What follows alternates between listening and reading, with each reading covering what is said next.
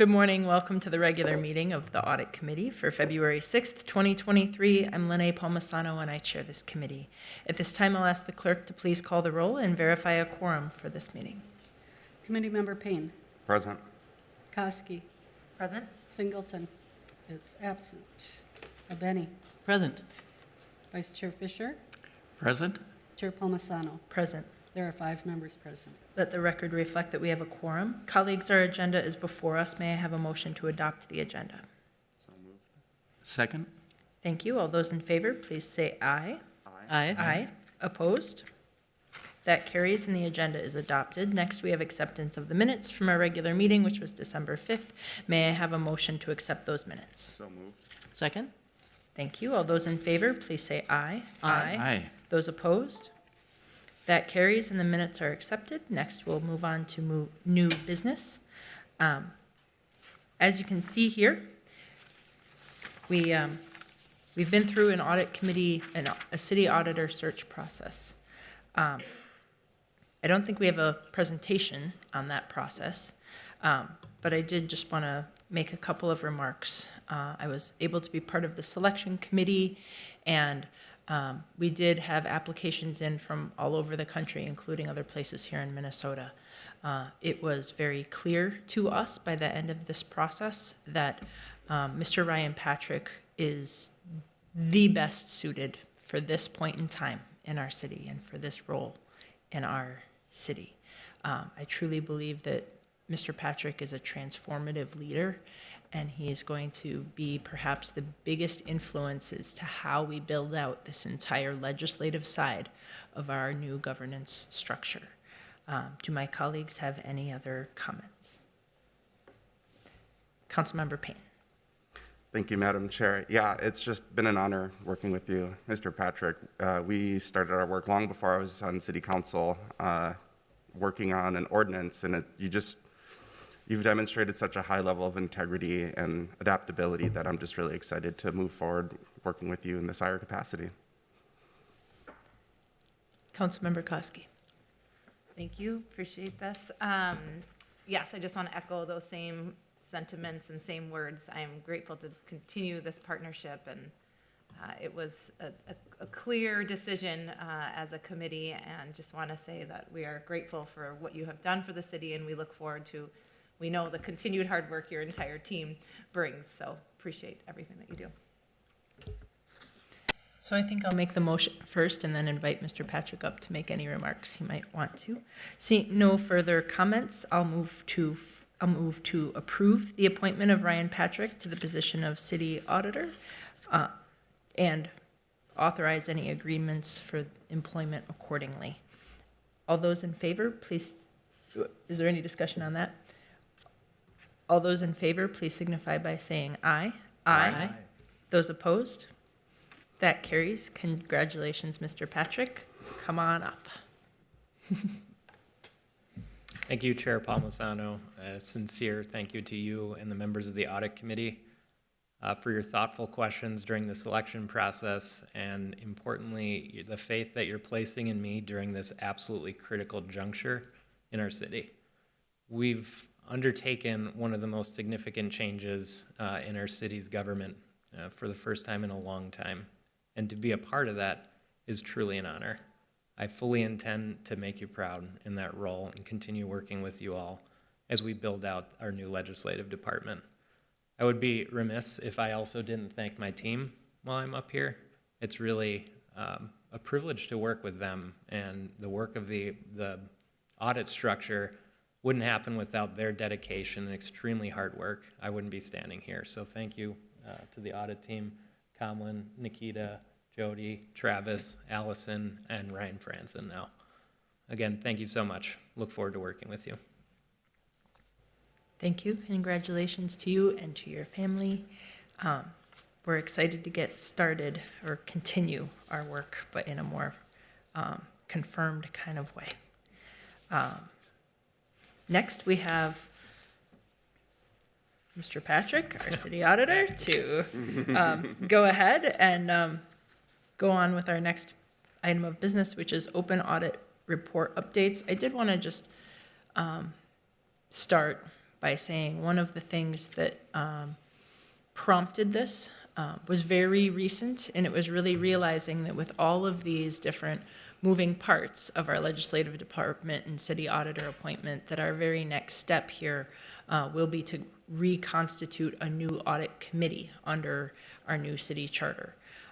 One of those things will mean that members that have been here and been a steward of this effort for quite some time, including Mr. Fisher, won't be able to kind of see where things landed. So as one, it just only came up mid last week, but we realized we really needed to kind of put a pin in where we are at on certain audit items, and that was the reason for this fairly rushed ask, and thank you so much for helping us to accommodate that in ways that we could. So go ahead. Thank you, Chair Palmisano. Members of the Audit Committee, I'm going to discuss remaining audit issues and a little bit of background for the off-duty and overtime audit that we conducted. So the objective of this past audit was to review police off-duty work policies, procedures, and processes to ensure that internal controls were functioning to allow the department to operate in a safe and effective manner and adequately manage risk and officer health throughout the process. So it's specifically looking at off-duty work, but also touched on overtime as part of the project, dealt with number of hours worked. It's hard to think of purely off-duty without considering kind of the whole landscape of how officers might work in the field. So the issues that arose from the audit, there were four. One was a requirement for technology enhancements that would improve tracking, management, reporting, and analysis of police off-duty work. The second was policy requirements should be strengthened, those relating to off-duty and overtime work. Oversight and monitoring for compliance with MPD off-duty work, policy requirements was not performed. And control should be strengthened for marked squad car usage related to off-duty work. So those are the four main takeaways. In the report you can see there's more detail to each, but those are the top line issues. So the first thing I'll discuss, there's really two components to this. One is the scheduling and tracking system, and I will cover this piece. Inspector Waite, who is here from the Minneapolis Police Department, will cover the policy components. So there's a major project underway after a couple of years that were challenging to say the least, and included a lot of changes. The new NextGen Project is coming to implement a modernized timekeeping system and scheduling solution. The police department currently uses Workforce Director. It's a legacy application and no longer particularly supported. So this NextGen project is going to implement that modernized system.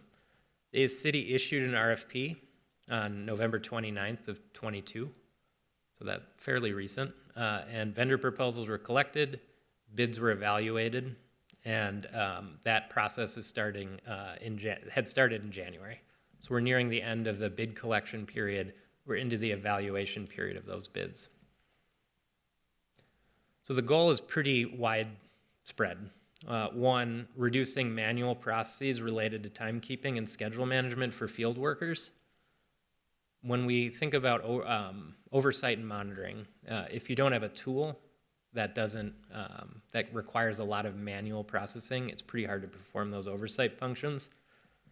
Two, introducing a mobile-friendly, modern, and supported solution that'll meet business needs. So mobile-friendly as officers are out in the field, particularly as they work off-duty schedules and stuff, they might not be reporting to an area where they could enter their time on a city computer. So having a mobile-supported device mobile-supported scheduling system would be helpful. Reducing payroll processing times and particularly strengthening data integration with Comet, PeopleSoft. That's the systems the rest of the workforce uses. So Workforce Director, Police, Comet, PeopleSoft for the remainder of the city administration. So integrating that all together will allow a more robust data collection and analysis. And so reducing primary risks associated with non-supported software. You're replacing the functionalities of Workforce Director, a non-supported piece of software, with a new supported software, particularly one that the city uses. It's going to be a pretty massive project when you think about mapping over all those old systems, policies that related to workforce director, all the data that's contained within. So porting all that historical data over, training and implementing a new system, that's going to take some time. So we're in the evaluation period. The people who are working on the evaluation are aware of the audit findings and the needs that are associated with those audit findings. So hopefully the next project or the NextGen project will address those kind of oversight and monitoring, timekeeping components via the new software. Next, we'll talk about policy updates. I'm going to ask Inspector Wade to come and discuss some of the policy updates that touch on hours worked specifically. Welcome, and while she's still in my phone as Inspector Waite, I know it's Deputy Chief Kathy Waite. Welcome, good morning. Good morning. Thank you so much for having me today. I appreciate the opportunity to touch on just a couple of points here today. And the first being the limitations of hours worked policy. So this policy has had a few iterations in the past 9 months, and currently it has been refined. As you can see here, the employers or employees rather shall not work more than 160 total hours in a pay period. So that would include the regularly scheduled hours, their overtime hours, as well as any off-duty employment. Employees shall have at least one 24-hour day with no work shifts whatsoever in the capacity of each pay period. So every 2 weeks they could only work, they would have to have a 24-hour period of time where they had no work at all. Another piece is that employees shall have at least 8 consecutive hours off within a 24-hour period. So that would limit their number of hours that they're working in a 24-hour period. We would like to not see people working 24 hours straight or even more. So instituting that critical period of time where they have mandatory rest is really important. Any kind of exceptions to this policy in particular would be coming at the direction and approval of the chief or his designee, who would have to be a deputy chief or above. So that would help ensure that we, at the administrative level, are aware of folks that are having to work additional hours beyond that, and we would have to give that authorization or approval. The next slide. Oops, sorry. And I broke it. Go back one. All right. The timeliness of overtime entry. This is an additional policy that, as the director had pointed out, would help really lend itself to having a better knowledge as to exactly how many hours people are working. So the overtime entries that are made by that officer would have to be submitted into the MPD timekeeping system at the end of their shift prior to departing and subject to the exceptions below. Again, this would allow the supervisory staff to have a better understanding as to number of hours that employee is working. So when an employee works overtime off-site without visiting their workstation perhaps, and that person does not have access to the timekeeping system, the overtime entry shall be submitted into the MPD timekeeping system at the beginning of the employee's next shift. Again, this would be really helpful for us to get a better track on the number of hours that each individual employee is working at any given day, and help to have all the, not just their direct supervisor, but their lieutenant, their inspector, to have better knowledge as to what the staff are working. Another piece that, I'm sorry we don't have a slide for, that I just wanted to bring up, as far as being able to make modifications to policy, there is the 1997 settlement agreement. And that definitely will come into play as we move forward in making changes. We're really looking forward to the IT process and getting a new RFP at the workforce system. There's only so much that we can really do to modify it before I'm afraid the whole system might crash. And so it will be really valuable for us to have that new system so that we can track. But keeping this settlement agreement in mind, I just will point out a few things that really governs how we do manage off-duty work at this time. And it is a legal agreement that provides that framework for all of us to administer the off-duty work. Just a few of the key points within that settlement agreement that I wanted to touch on for you is that MPD officers have the right to directly contract with an off-duty employer.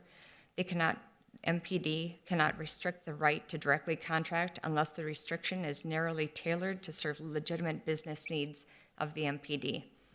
MPD cannot impose any restrictions that would explicitly or constructively eliminate the right of officers to directly contract with off-duty employers. Officers are not allowed to act as brokers, and each officer must have a direct contract with the off-duty employer. If a dispute arises, the parties must seek mediation prior to any further legal action. I just wanted to kind of center us on that piece as well, so that we're doing everything we can to move forward, and we do appreciate the work of the Audit Committee. I know it's been a few years since this was enacted and completed, and we do appreciate the work that was done. It's very thorough in nature and allows us to move forward. Thank you. I think that this, the work that was done, I believe it was during Interim Chief Huffman's time, has really put a lot of important controls and checks and balances on this. I had the invitation to sit in on some of the informational interviews with different kinds of solutions as the MPD tried to craft an appropriate RFP to put out. And I've talked about that a little bit before in other committees, but it's really an interesting space. But there's so many different things that are offered by vendors, everything from what just looks kind of like a matching up site to, in terms of managing off-duty separate from a full scheduling system, systems that do all of the administration and payment, et cetera. I think it's interesting that there is this need all over. It's a commercialized solution or a tool that law enforcement agencies can plug in, and I'm curious how we will end up at the end of this. Certainly, the settlement agreement and agreements with our labor union will be important in having the kind of control that we ideally would want to help manage time equitably and effectively and all of those things. Councilmember Payne. Thank you, Madam Chair. This might actually be a question more for our city attorneys, but I'll just put it out in the ether. My read of the settlement agreement, and many thanks to Vice President Palmisano for forwarding this to me a few months ago, it certainly is quite prescriptive in terms of what we can and can't do within the settlement agreement, but there is this provision in here for a test program for about 6 months or so to test all of those prescriptive provisions in the settlement agreement. That 6 months has kind of come and gone over 20 years ago. And so I struggle to recognize the settlement agreement as a binding document, given that there was supposed to be a test program, there was supposed to be an evaluation of these settlement parameters, and it just seems that it maybe has been lost to the sands of time about what the outcome of the settlement agreement was, and we're just kind of operating off of this as like a binding document in the absence of that test program finding. Is there any historical analysis or legal analysis of that aspect of it? Ms. Trammell, you look like you might be able to respond to something here. Chair Palmisano, Councilmember Payne. This is a settlement that I have never been involved in. This was handled by our HR attorneys, neither of whom are in the office any longer. I'm sure that legal can answer your question, but they'll need to take that offline with you. And then a follow-up question on slide 10, we have our limitation on hours worked. In the absence of these updated time tracking tools, we don't know how many hours individual officers are working off duty. Is that an accurate understanding? Not entirely. So we do have a Tableau dashboard that allows us to look and see. At times, I think that there's probably some bits of time that are not included there. But generally speaking, it comes through our CAD data system along with workforce. So it kind of blends both areas to add that information into one view for everybody. And so that would be the opportunity then to see the number of hours that people are working. So it's two different systems that are mostly talking to each other, but there's probably a little bit of error in that conversation. That's right. I think I would say there's probably a little bit of error when it comes to blending those two systems, but definitely that's the opportunity is to look at that. Thank you for your question, Councilmember. Yeah, thank you. Mr. Fisher? Thank you, Chair Palmisano. Deputy Chief, I was one that raised some questions about the initial audit that was done. Now, I think it's September of 2019. And I want to say that looking at what you reported today, my questions have been answered. So I appreciate the work that you're doing and continue to do. Thank you, Mr. Fisher. The credit goes to the director here. He's done outstanding work along with his team, so thank you. Councilmember Payne? No? Yes? Okay. Thank you, Madam Chair. I've had a constituent reaching out to my office with a somewhat innovative idea around mandating certain trainings to be eligible for off-duty work, particularly some of the more, highly sought-after shifts, such as pro games. Is there anything within the settlement agreement that would prohibit us from requiring some elevated level of training to be qualified for off-duty work? That's a really good question. I would defer the city attorney's office for that, sir, but at this time, I'd have to do a little more research on that. And I am witnessing our city attorney writing that question down, so I don't think that we should be asking her to opine on it right now, but I see she's capturing it. I'll have a number of follow-up meetings, it sounds like. Are there any other questions or comments for Deputy Chief Waite?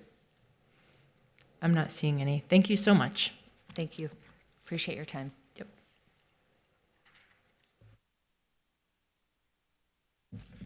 The request for this presentation also included a request to discuss the after-action review of the civil unrest. To note, that was not an audit project per se. We were the shepherds of that project, but the project was designed for the city council.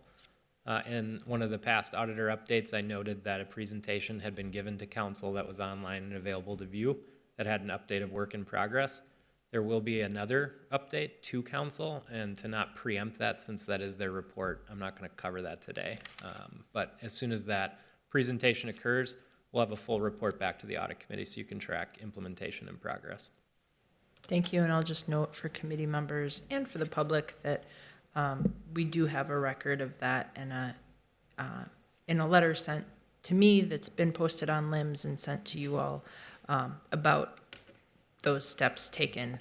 I do appreciate that our audit department at the time was tasked with being the independent, shepherds, if you would. I think he did more than that, but really assisted this effort of having this outside lens look at how the events of the summer of 2020 played out in our city and how we can do better. I do see that work happening every day. I do see us building new muscle, so to speak, in terms of communication and how communication flows through our city.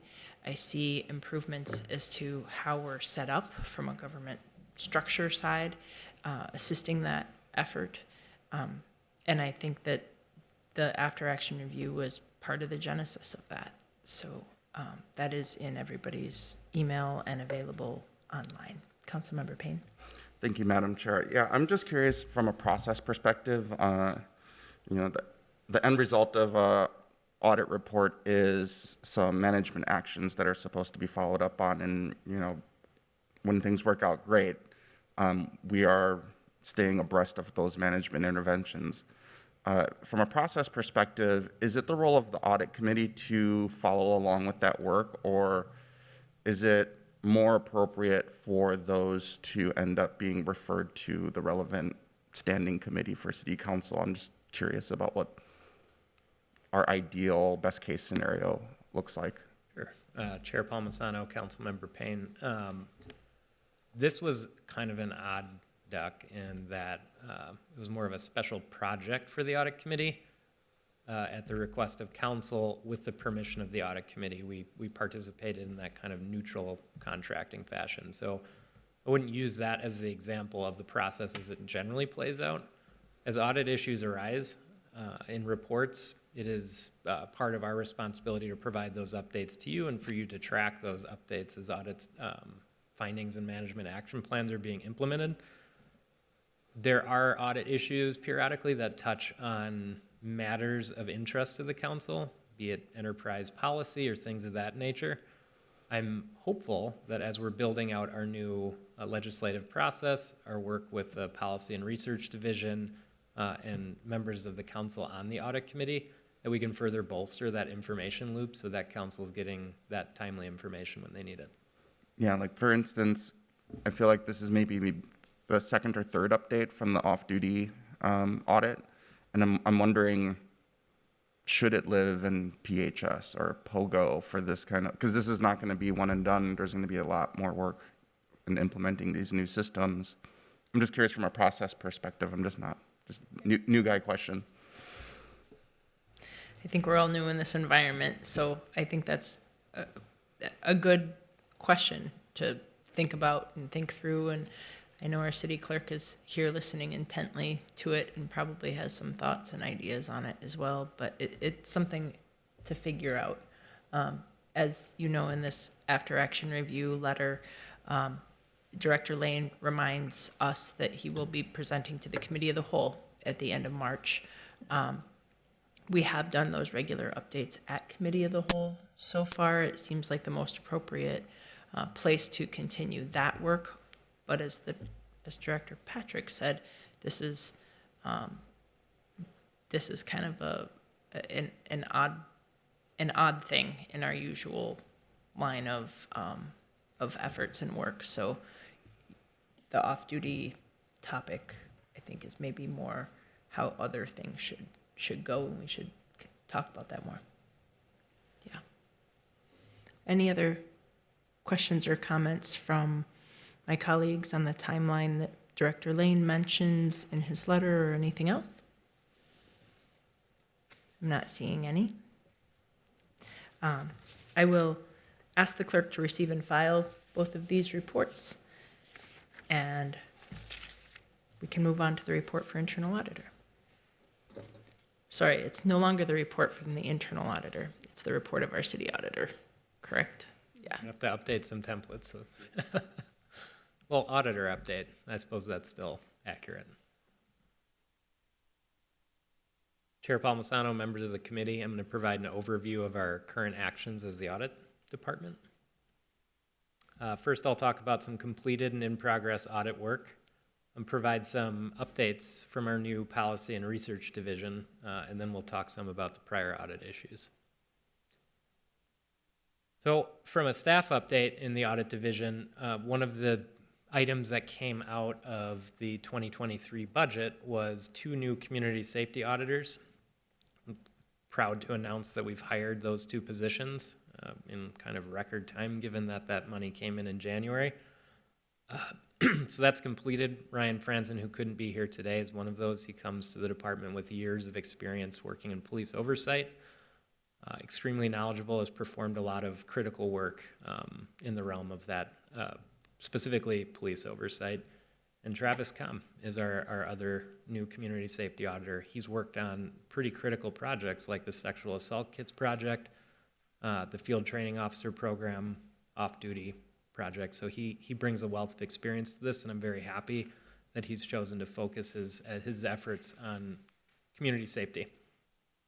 We are going to be backfilling 1 position. I anticipate that to be, because Travis has moved over, I anticipate that to happen in the next couple of months, and we'll be fully staffed up on the audit side. Pretty rapid growth for us. I think that is an indication of the confidence that both the mayor and the council have placed in audit to perform pretty critical work for the city. We are underway in our 2023 risk assessment. So we're in our planning phase, soon to move on to our kind of more interview and focus phase. So it's a lot of discussions with management across the city and park board and external research on trends impacting the city. The results will be presented to the audit committee in the April meeting likely, and that will help build out our 2023-2024 rolling audit plan.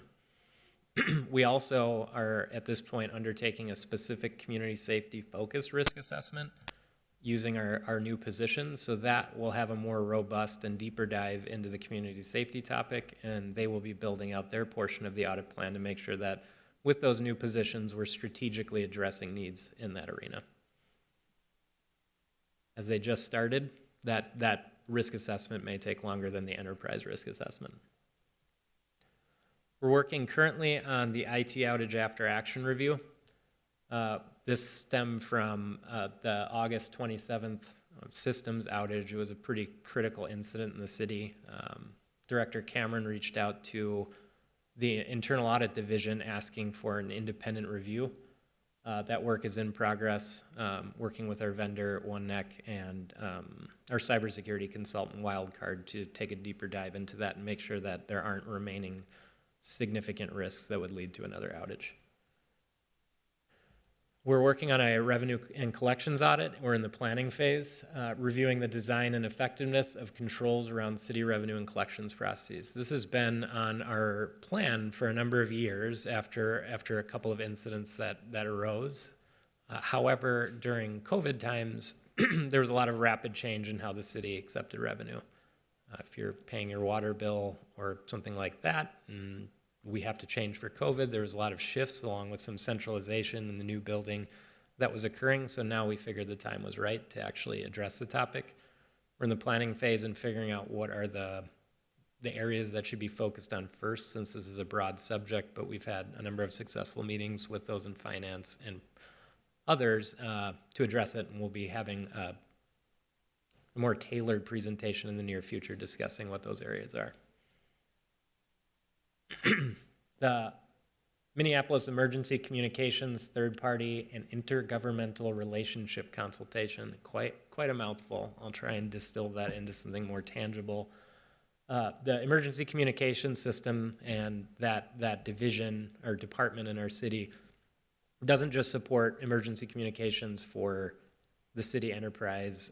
It also works with Hennepin County Medical Center and the county, and other third parties like the University of Minnesota and some surrounding areas to provide emergency communication support. We have contracts in place to address those that are ripe for review, given the workload and the prior audit that you received back last year regarding the systems architecture. It seemed like a particularly relevant subject now, addressing both that third-party access risk and some of the burdens that are placed in supporting those third-party entities. So we're in the planning phase on this and conducting discussions with management. We're really in the scoping period now, so we've moved kind of beyond the initial planning, and we're taking a deeper dive in. Something that we don't talk a lot about is the fact that internal audit, city auditor's office now, we do conduct fraud, waste, and abuse investigations. So the nature of those investigations is non-public, and therefore you don't generally get an auditor update that discusses the contents of investigations, but it is work that the department conducts. We figured now would be a good time to start noting that, just so the audit committee is aware of those actions in place. We have 3 open investigations, and they're in progress right now. I'll say that the number of investigations dipped during COVID. I think there were fewer in-person interactions, perhaps. I don't know necessarily the reason for it, but 3 investigations in progress now, and we'll continue to report out on basically the number. Next, I'll talk about the Policy and Research Division. This is a very exciting component of the City Auditor's Office. This is obviously the new division in the code revision added to internal audit. City auditors, it's going to take me a minute to remember to change that in my dialogue, but new Policy and Research Division. I'm going to go through kind of the steps, the various components that we're trying to tackle at this point to get that office stood up. One is obviously the reconstituted audit committee. So we, under the new charter, are required to have majority non-elected for the audit committee. That means perhaps fewer council members, more community members on the audit committee. We're moving into the recruitment period for that now, so I will, in a public meeting, state it is important that we get quality applicants for that. We're going to have a quote-unquote position posting for it that describes the qualifications and what we're looking for. And I encourage you and any of the members of the public who are listening to consider recruitment and the importance of getting people on the audit committee who are as thoughtful and kind of provocative as you all, as we will need to reconstitute that for quarter 2, 2023. The audit charter, another major component of this, under the International Professional Practices Framework, the rules that we follow as auditors to make sure that our work is independent and neutral, we're required to have an audit charter excuse me, that's updated every year and outlines what we do, how we do it. We follow the standards. It's required that the audit committee approve that charter. So given that we have a new division in the city auditor's office, it's critical that the charter addresses that, as that will help delegate the authority of the policy and research group to support the council. We've never done anything like that before, so making sure that we have a framework within the charter that allows that delegation of work to happen but doesn't overprescribe how it happens so that function can be built out subsequently is important. And we're underway in designing that new component of the audit charter. Likely the charter as it pertains to audit the audit division won't change substantially, but we do need to add that really critical piece, and that's why it's in the policy and research division. One of the major things we need to do is hire and onboard FTEs for this division. It's very hard to do the work without staff. I've been lucky to have the help of Jody Molinar-Hansen as a detail, but getting permanent staff that are qualified to help with this work is the only way that we're going to actually be able to achieve the kind of monumental objectives that we have set in front of us. So we are in the process of hiring staff. We had position posting closed on Friday for 2 staff members. So that hiring process is in the works. I hope to have it concluded as quickly as possible. And it should. Hiring 4 new critical staff members in a 2-month period is a lot when we're talking about these significant positions, but it's absolutely necessary because we have a lot of work to do. So that is on track based on the timeline that we presented earlier. The Office of the City Auditor 2023 report and plan, so presenting the Policy and Research Division's Opportunities Assessment Plan to the Audit Committee by Q2. So we have the enterprise risk assessment. That's something tangible that the committee knows, and it builds out how we conduct audits and creates a framework for the year so that we've balanced work based on needs. We intend to map kind of that process over to the Policy and Research Division. So taking kind of the skeleton of it where we're looking at those critical areas and guiding our work, making sure we adequately plan out based on our resources what we're going to do. So taking that process and mapping it over to the Policy and Research Division. We'd like to present that process and the contents of that work to the Audit Committee in Q2, and that will help build out the Policy and Research team's agenda and how it's going to support specifically the legislature as it does its work, and that is on track. That's the updates for the Policy and Research Division. Obviously, a lot of work underway given that this division is new.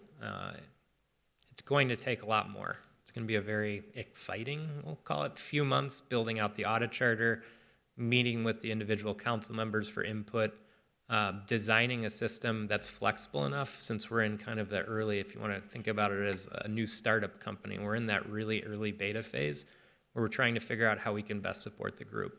So receiving input from the committee, receiving input from the consumers of the information that we're going to produce is critical. But we want to be able to provide, again, enough of a framework, enough of the skeleton so that there's something to build on. And I'm very excited to engage in that, particularly once we're fully staffed. I'm happy to answer any questions. Are there any questions from my colleagues? Commissioner Abene, it looks like you'd have one. Thank you, Madam Chair. I was going back to where my questions are. So thank you for the report. I think I have 3 questions. The first one is, are you aware that it's to your in-progress kind of enterprise risk assessment piece, that the Park Board did just recently complete a statistically valid community survey? And have you received the results of that from the Park Board? Chair Palmisano, committee member Abene, we have not received those specifically, but we do have an engagement plan with Park Board. So during our risk assessment process, we always reach out to Park Board. They've been a great partner in the past, conducting their own risk assessment projects. It's been a few years since we reviewed with the audit committee the Park Board's risk assessment process, but they've been a great partner, and I imagine during our engagement with them in this period that we will get all that relevant data.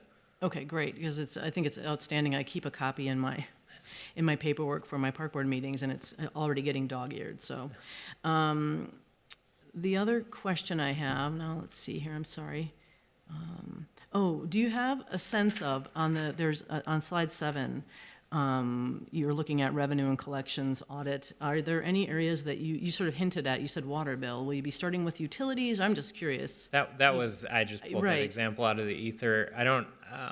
We're looking at sources of revenue and trying to match it with risk. So obviously there are some revenue sources that are more routine and perhaps present less than others. So in this initial phase, what we're really trying to do is understand the process, and that's part of the audit engagements. Planning is usually kind of the largest, most complex portion of it. That's where we really try and gain as much of an understanding of the process as we can, so that when we design our tests, we're actually addressing those key areas. And I think through this planning phase, based on dollar amounts, how revenue is collected and whatnot, we will specifically target those areas that present high risk. Okay. But I don't have that information today. Okay, and I would say the Park Board won't be part of this. I mean, obviously, I think would be a big undertaking just for all of the revenue sources that the city has. And the Park Board does have a lot of revenue sources and collections and so on, but I think it doesn't need to be part of that. And I think this project will likely be conducted in phases since it is broad. So similar to our grants management audit, where trying to tackle the whole city at once wouldn't have been effective. We move around based on the phase. I think revenue and collections will have a similar. Well, and frankly, after the HR audit that was done, reported in the fall, I definitely read through that closely and shared it with staff back at the Park Board, because there are always things to learn as this work goes forward. And my third and final question is very basic. What is that acronym, MECC? Minneapolis Emergency Communications Center. Is that, and you mentioned that there are a lot of 911, partners, you know, 911. That's what we think of 911 as Minneapolis Emergency Communications Center. So they handle calls, dispatch, a number of things. But it's also the intergovernmental partnership across different entities that might have 911 and also emergency response. Yeah, that's specifically focused on those intergovernmental relationships. Okay. That's what this project, we had the systems architecture project, which looked at the systems themselves. Now we're looking at the relationships and how those systems are intertwined, and I anticipate further projects in the future. Okay, thank you. Others? I'm not seeing any others. So open audit issues obviously has ballooned since the last audit committee meeting, and that is largely due to exclusively due to the HR audits that we conducted. So moving up from where we were to now, we added a number of audit issues. None of those are due, obviously, for some time, so we'll continue to report back on that. We have 6 overdue, 2 audit issue validations in progress. Just like to note that over the past several years, we've closed nearly, I think, 50 audit issues. Mr. Fisher, I want to thank you throughout your tenure for being a person who continuously follows up and makes sure that we're not losing track of them. Much appreciated. We've closed a number, and I anticipate that we'll continue to do so. I'm hopeful that the update on the off-duty and overtime demonstrates that we're making progress towards that, but we're not there yet, and we'd like to fully close those out. So the personal work issued mobile devices, policies and controls audit, that was presented last year, I believe. Issues became due. We have been communicating with IT as they're working on an enterprise policy that would address mobile device usage, we do anticipate that passing through and building out those controls to meet the timeline. The hiring and promotions process audit, that's going to take, those dates are extended over a year. So we'll report back as those close, along with the internal investigations audit.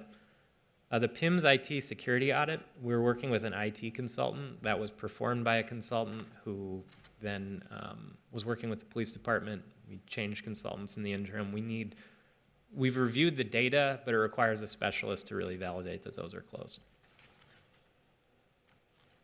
We have open issues in the PIM systems, like I just mentioned, the off-duty audit, the grants administration process audit, the mobile device audit, grants, investigations, and hiring and promotions. Those 6 come from those projects. I'd like to thank you all for taking the time with me today. Director Pastrick, do you have a sense of how many audit issues we've closed over the past year? I feel like it's probably hundreds. Yeah, it's quite a few. I reported back, I believe, during the budget process on the number, and I don't specifically recall the amount, but we have closed a substantial number of audit issues, and the number when it goes up into the 30s looks challenging, but we've been there before and managed to close them within the time period. Right, thank you. I'm not seeing questions and comments about the rest of this report from my colleagues, so I'll ask the clerk to please receive and file that report. Are there any announcements? Well, as we close, I would like to give a special thanks to Committee Member Fisher. Committee Member Fisher, you've been serving in this role, and now as the vice chair of this committee, you first stepped into this role in May of 2016. And that's a long time to serve on a board. I know that you've served the city on many boards and commissions over the years, including the Civil Rights Committee. And you were enthusiastically reappointed by the mayor in 2019. With the reconstitution of our audit committee, I don't believe the mayor has appointments anymore on this body. Not to say we wouldn't consider you, but I believe that the number of terms we can reappoint you has been exhausted, unfortunately. If you have any parting words, we would love that. And there is a chance we might need you back next time if we don't have all of our work done that right now we're on track for in getting new community members on board and all of the work that has to transact through council to make all of these appointments real. But if you had anything you wanted to say. Okay. Thank you, Madam Chair. It has been my sincere pleasure to have worked with all these great colleagues on this group and work with the audit committee and the audit office. I didn't come here with prepared remarks, obviously, but I've loved this city. I've been on committees, as Councilmember Palmisano has indicated, from the Civil Rights Commission to CLIC to whatever other committees come to mind that citizens serve on. And I love the city. It's been a pleasure to be a part of it. I hope to stay a part of it in some way and fashion going forward, but certainly wish you the best, particularly City Auditor and your reconstituting of the office and reinvigorating the responsibility our city has to its citizens. So thank you, Chair Palmisano, for being a part of this. Thank you. And that's all we got. Seeing no other further business before us and without any objection, I will declare this meeting adjourned. Thank you, everybody.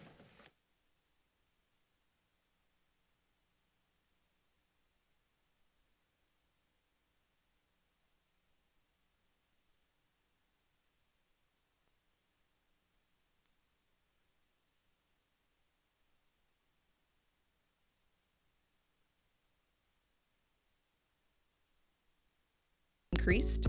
The minimum wage for small businesses with 100 or fewer employees is now $13.50. The minimum wage for large businesses and franchises is now $15, an increase that workers tirelessly advocated for. The city's minimum wage increase